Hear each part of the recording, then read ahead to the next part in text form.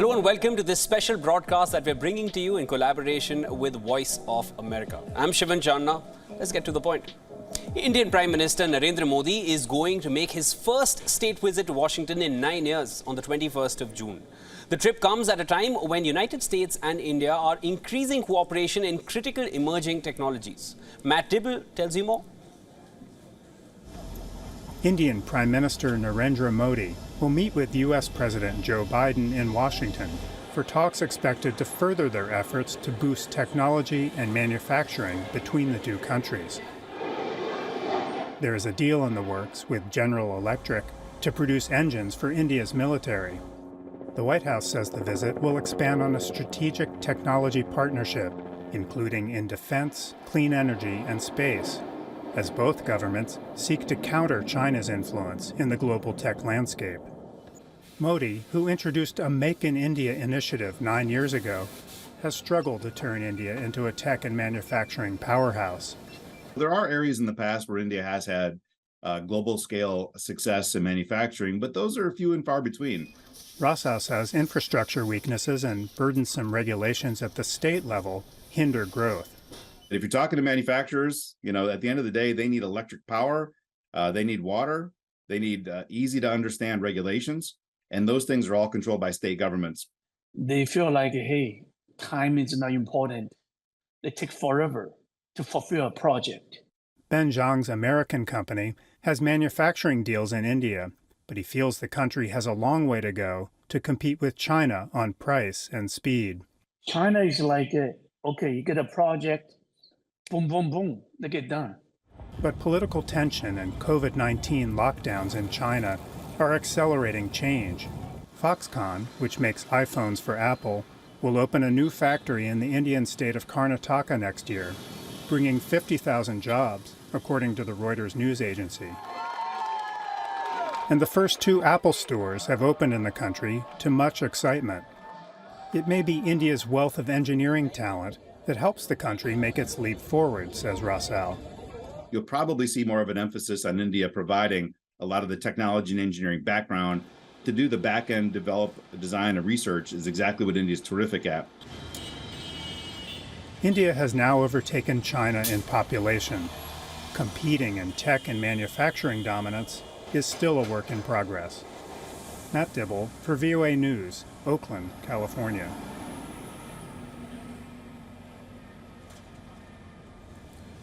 For more on this, we're joined now by Voice of America correspondent Chris Casqueo from the White House in Washington. Chris, it appears the US and India have made a breakthrough on another deal regarding defense cooperation. What's the latest on the previously stalled agreement for India to buy US-made drones? If you can tell us more. Good evening to you in India. India's defense ministry has approved the procurement of U.S.-made armed MQ-9B Guardian drones, sources told Reuters on Thursday. India will buy 31 drones made by General Atomics worth slightly over $3 billion US. The deal is expected to be announced when Prime Minister Modi meets U.S. President Joe Biden next week. The U.S. government approved the deal to India more than 2 years ago, but the Indian Defense Ministry had been sitting on a decision. President Biden has made deepening defense ties with India a priority to counter China's growing dominance and has offered to collaborate on military technology, even though the U.S. and India lack a formal security alliance. The drones will be predominantly used by India's Navy in the Indian Ocean region. Both of India's traditional adversaries, China and Pakistan, have sophisticated air defense systems that can limit the use of drones along India's land borders. U.S. National Security Advisor Jake Sullivan finished a 2-day visit to New Delhi on Wednesday, meeting his Indian counterpart, plus India's foreign minister, along with Prime Minister Modi. A week earlier, U.S. Defense Secretary Lloyd Austin spent 2 days in Delhi and announced the joint roadmap for defense industry cooperation, boosting India's ambitions of manufacturing more weapons within the country.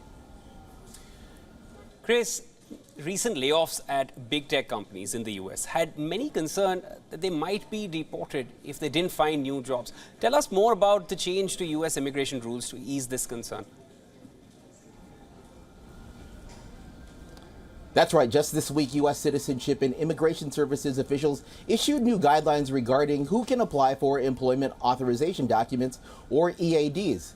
They will allow holders of temporary work visas known as H-1Bs, which are employer-sponsored and issued to highly skilled workers, to apply for EADs under compelling circumstances such as serious illness and disability, employer dispute or retaliation, or other substantial harm to the applicant, or significant disruption to the employer.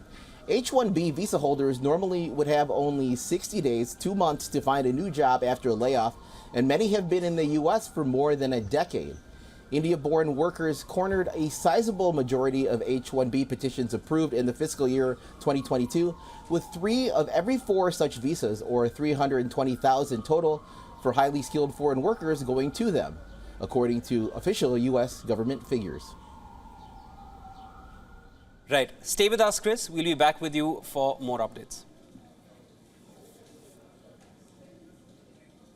U.S. Secretary of State Antony Blinken is heading to China later this week.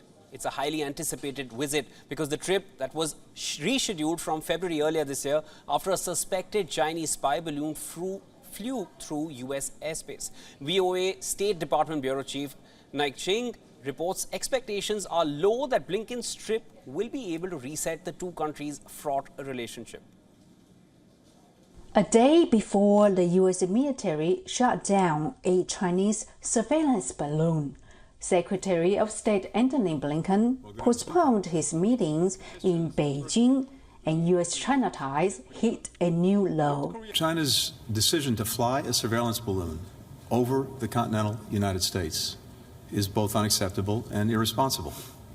That's what this is about. It's a violation of our sovereignty. It's a violation of international law. After a few months, the top U.S. diplomat said it is essential for the two countries to maintain regular lines of communication. It's clearly in the interest of both countries. The most dangerous thing is not to communicate, and as a result, to have a misunderstanding and miscommunication. The Pentagon also wants Beijing to answer a military hotline so generals can talk during incidents like last week's close encounter involving U.S. and Chinese ships in the Taiwan Strait.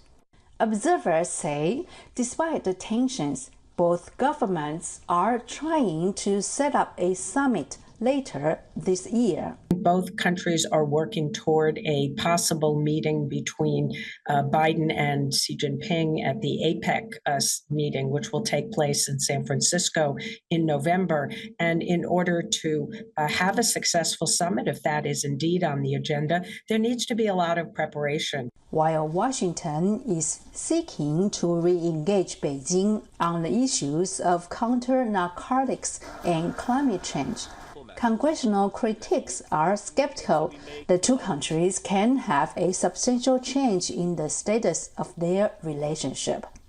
Nike Chin, VOA News. All right, to discuss this further, we're once again joined by Voice of America correspondent Chris Casqueo from Washington. Chris, while the U.S. Secretary of State heads to Beijing to reset the tense relationship with China, there was another U.S. envoy also who spent time in the region this week. What can you tell us more about that? Well, after his visit to India, White House National Security Advisor Jake Sullivan took part in the first ever trilateral meeting of the Japanese, Philippine, and U.S. National Security Advisors in Tokyo Friday. Sullivan's visit came after U.S., Japanese, and Philippine Coast Guard ships staged law enforcement drills in waters near the disputed South China Sea earlier this month. Meanwhile, a Chinese Navy training ship with hundreds of cadets on board made a port call in the Philippines on Wednesday, the final stop on a goodwill tour of 4 countries as Beijing looks to cool tensions in the region. Washington lays no claims to the strategic South China Sea, where China, the Philippines, Indonesia, Vietnam, Malaysia, Taiwan, and Brunei have been locked in tense territorial standoffs for decades. But the U.S. says freedom of navigation and peaceful resolution of these such disputes in the busy waterway are in its national interest. Back to you. Chris, a small Pacific island nation is asking for U.S. assistance in dealing with Chinese vessels If you can elaborate more on this nation and what they're asking for. Yes, the Pacific Island nation of Palau has asked the United States to step up patrols of its waters after several incursions by Chinese vessels into its exclusive economic zone, Palau's president told Reuters. The president of the Pacific Island nation said he would also welcome a bigger U.S. military presence in the country with troops stationed alongside existing Coast Guard and civil action teams, as Washington and Beijing, of course, are vying for influence in the strategic region. Asked about the incursions on Thursday, Chinese Foreign Ministry spokesperson Wang Wenbin said the vessels had taken shelter in the relevant waters and had not conducted any surveys or investigations. Palau, a remote archipelago of coral and volcanic islands in the Western Pacific, and it's home to slightly more than 20,000 people, has a decades-old pact with Washington whereby the U.S. retains responsibility for its defense and provides economic assistance, a legacy with roots in World War II. Thanks for joining in on this WION-VOA co-production, Chris. That was Chris Cascoeo joining us from Washington.